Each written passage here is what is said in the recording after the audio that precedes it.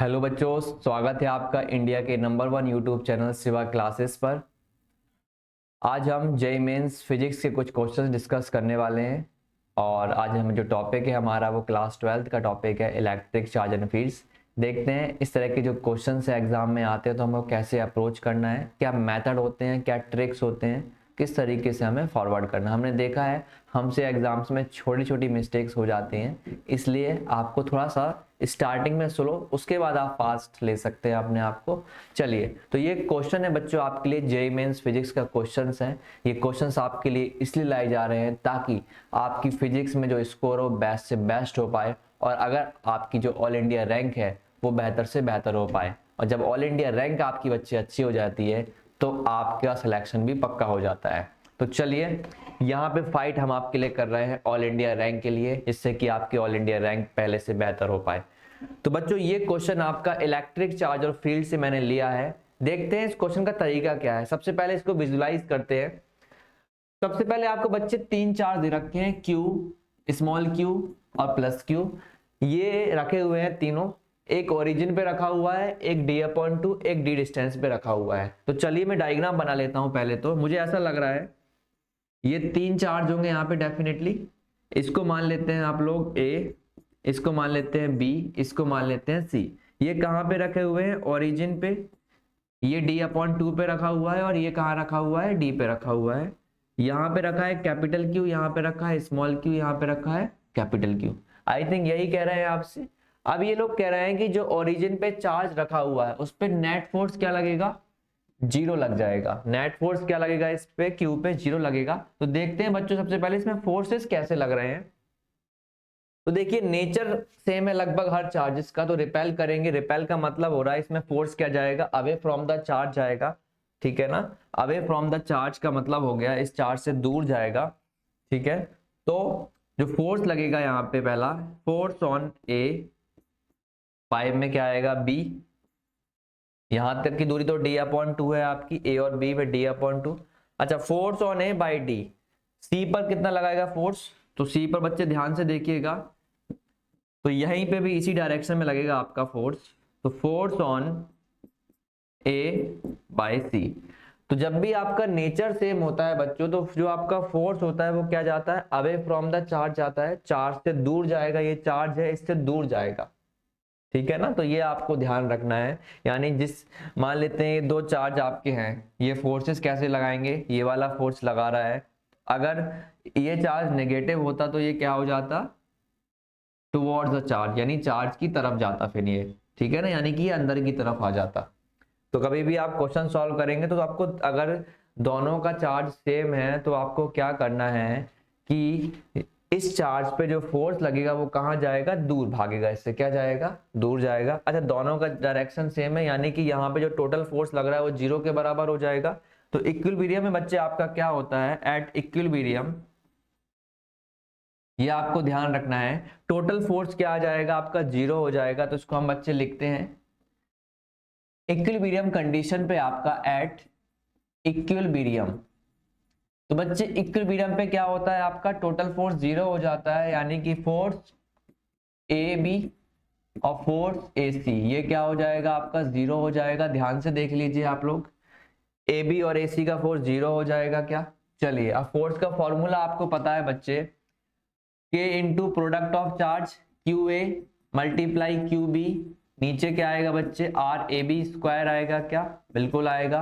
Plus k multiply q a into बच्चे q c upon क्या आएगा? आर ए सी का स्क्वायर आएगा क्या? Equal to zero.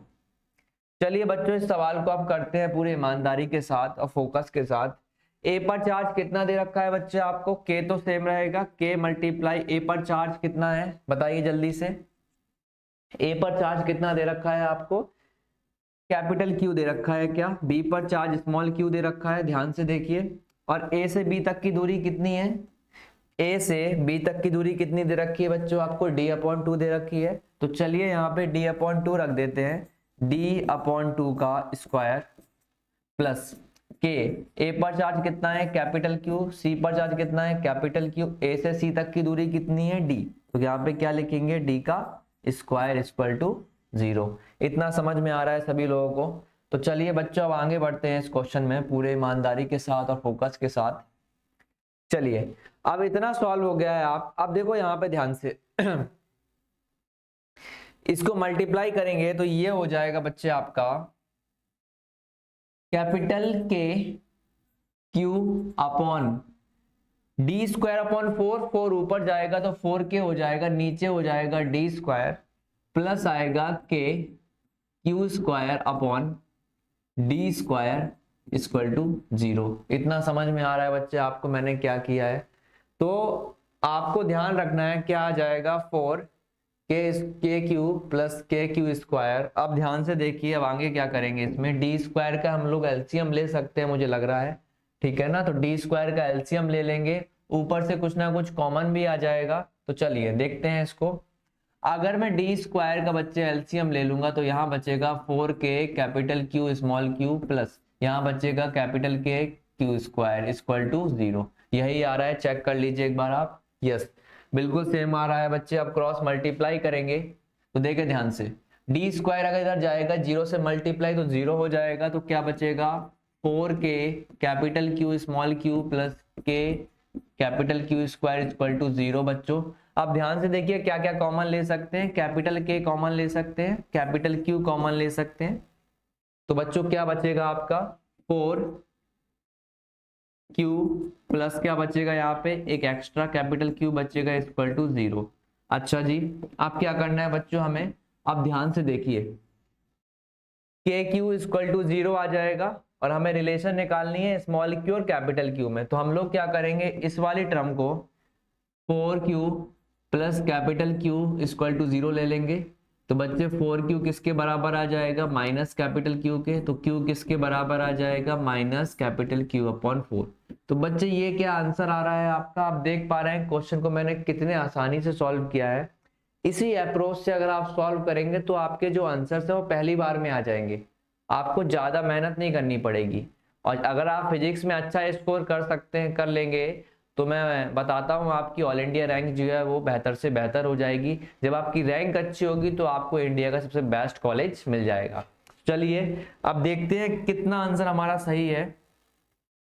Minus Q upon 4 में ताला लगाना है। ध्यान से देखिए सर, माइनस क्यू अपॉन 4 तो दे रखा है ऑप्शन नंबर ए, तो ऑप्शन नंबर ए में आप लोग जैसे ही ताला लगा देते हैं यानी कि आपकी ऑल इंडिया रैंक फिर से बढ़ जाती है। तो यहाँ पे हम लोग बच्चे फाइट कर रहे हैं आपकी ऑल इंडिया रैंक के लिए, ताकि आपकी फिजिक्स के में जो गलतियां होती हैं वो पहले से इम्प्रूव हो जाएं। तो बच्चों बताइए कमेंट करके आपको क्वेश्चन कैसा लगा है, और दोस्तों में भी शेयर कीजिए। और इस तरीके की वीडियो के लिए सबसे पहले आपको क्या करना है, शिवा क्लासेस को सब्सक्राइब कर लेना है, ताकि आपको फिजिक्स के सबसे इम्पोर्टेंट क्वेश्चंस की वीडियोस आपको मिलती रहे और आपका सिलेक्शन बहुत जल्द हो। तो चलिए बच्चे, सारे प्रयास हमारे हैं, बस हम चाहते हैं कि आपका सिलेक्शन और आपकी ऑल इंडिया रैंक वो बहुत बेहतर हो पाए।